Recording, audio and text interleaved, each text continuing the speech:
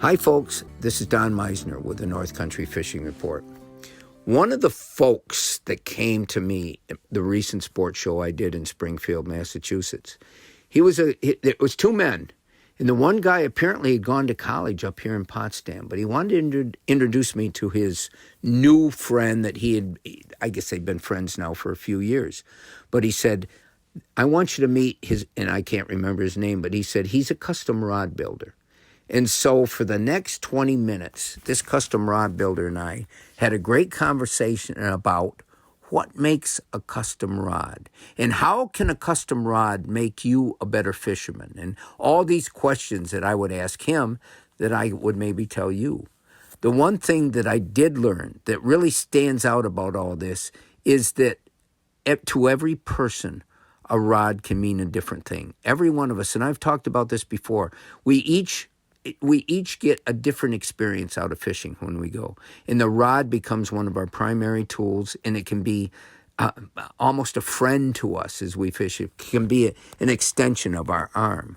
But with all that said, he told me that before he builds a rod for someone, he wants to know the very things about what fishing is to them. And so I asked him other things like, okay, what makes one type of graphite better than the other? And he went into it in big scientific detail.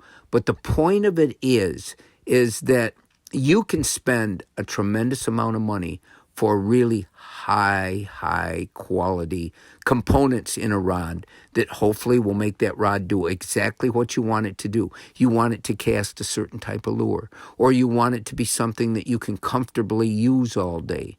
But I think more important than anything else, what it really comes down to is the joy of ownership.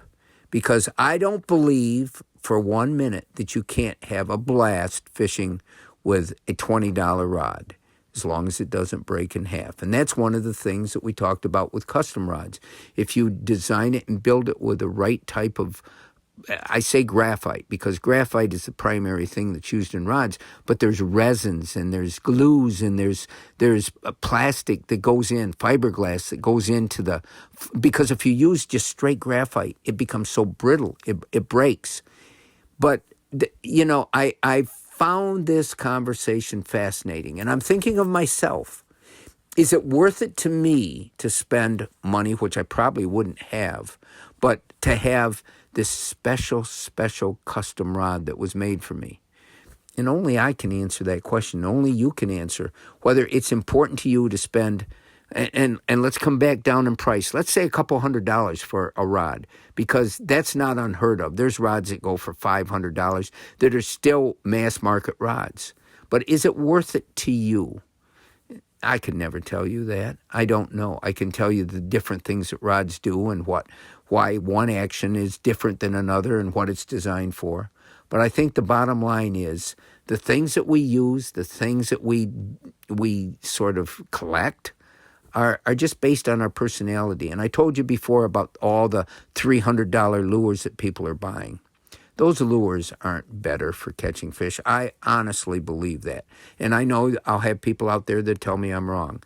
But what they do is there's a certain large number of people that like to collect, just like they're collecting decoys or nice paintings or whatever.